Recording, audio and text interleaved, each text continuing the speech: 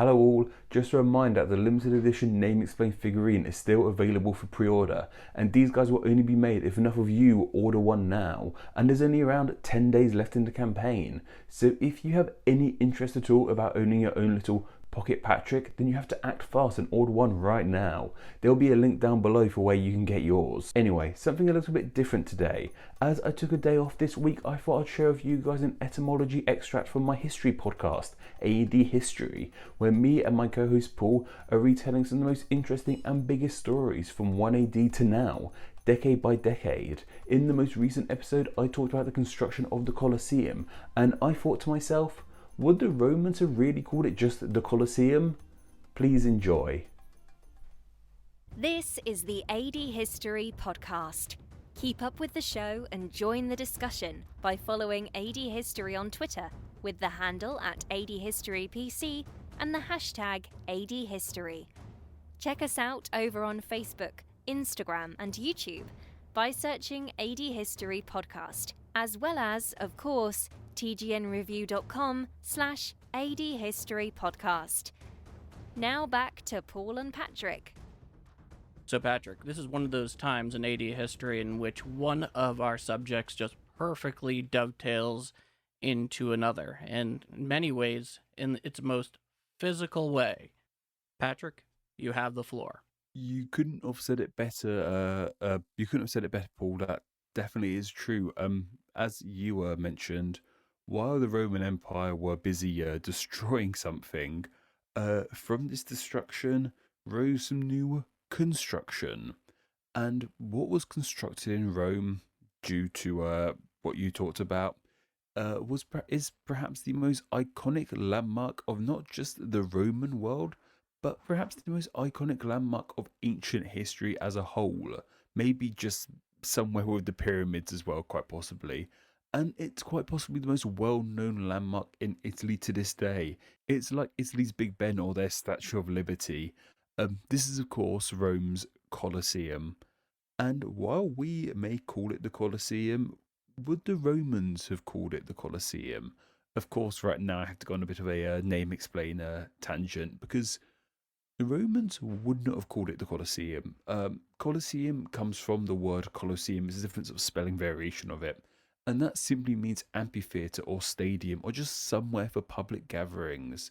And there would have been many Colosseums across the Roman Empire, and many more than just one in Rome survive to this day across the former Roman Empire. The one in Rome, however, is the biggest surviving one, and as it's in the capital, it became the most well known, so it was simply labelled the Colosseum. In the time of the Roman Empire, it's believed the Colosseum would have been called in Latin Amphitheatrum Flavium, which translates into English as the Flavian Amphitheatre. Named this due to the fact it was constructed by emperors of the Flavian dynasty, who you just talked about yourself, Paul. And the thing about calling it the Colosseum, it's kind of like calling Big Ben just the building, or the Statue of Liberty just the statue. It's quite silly when you think about it like that, but nevertheless, we're going to be sticking with the name Colosseum, despite the fact I just talked about how wrong that name is. We're going to stick with that name, Colosseum, just for ease and understanding, because that's what everyone knows it as, really. So, what was the Colosseum used for?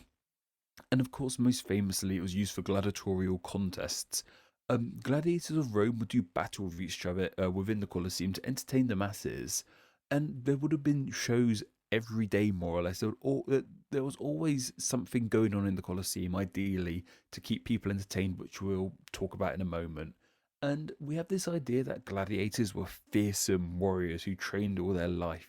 But on the whole, that really wouldn't have been the case. Most gladiators were slaves. They would have been picked up from the slave trade.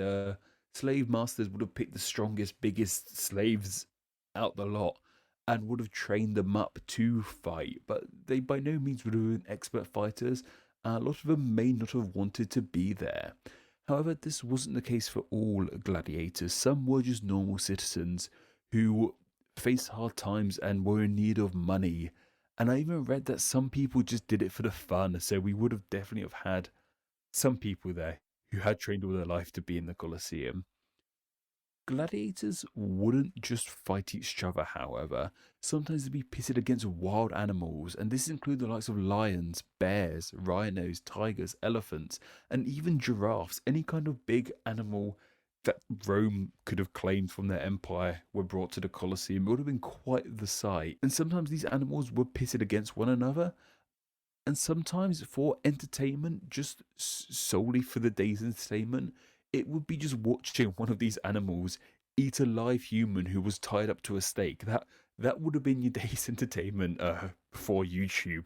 You would have gone to the Colosseum and just watched a lion eat a human for fun, which I found crazy. But that isn't even the most impressive thing that happened in the Colosseum, at least by my judgment anyway. And I don't know if you know this, Paul, but I find this absolutely spellbinding. For a brief time, of, I think like a span of history, the Colosseum would be flooded and sea battles would take place, which is just incredible. Can you imagine that? Just having the Colosseum full of water, just watching boats full of slaves just do battle. It's incredible. It's interesting that you mentioned that, because I had always wondered about that. I didn't know if that was something that had actually we had found evidence of, or this was just something that had fallen into popular culture. I didn't know if it was true. And just an interesting quick story. About 10 years ago, I went and I took a tour of. Are you familiar with Cowboys Stadium in Dallas, Texas? Certainly, you've probably at least seen pictures of it. Yes, WrestleMania a few years back was held there, I believe, so I'm quite familiar with it. That's definitely in their ballpark. So, they can expand it, open 100,000 people, whatnot. Yes, so we were taking a tour with it about a year after it opened, and it was this big, long tour. And I remember somebody in the group asked, so do you think you could flood this and have sea battles? And clearly the fellow who was giving the tour, he had absolutely no idea what this guy was making reference to. And I'm sure most people in the group had not. But I didn't know this was a real thing. So I found websites talking about it, and they seem to concur that it was a thing that happened. The first time I heard about it was about mid-2010, to us in 2013, 2014, when I was studying classics in college. And I remember my classics teacher coming in and saying, "Oh, this has happened in the world of classics." I know that's such like an oxymoron thing to say. This has happened in the world of classics recently. Yes. But I remember her sharing an article saying that they had excavated and found proof of these sea battles, or maybe it was still theorizing, but it's still an amazing idea, whether it was real or not. But no, definitely, I just find it incredible. No, that is absolutely astonishing. This is something that I had always wondered about, and now you've just confirmed something that I've wondered since I was like 8. Yes, because these are the things you think about when you're 8. Yes, definitely. Yeah, that's what we sort of focus on here. So there's your answer. That's what the Romans would have called the Colosseum. I really hope you enjoyed just this tiny extract from my podcast, AD History.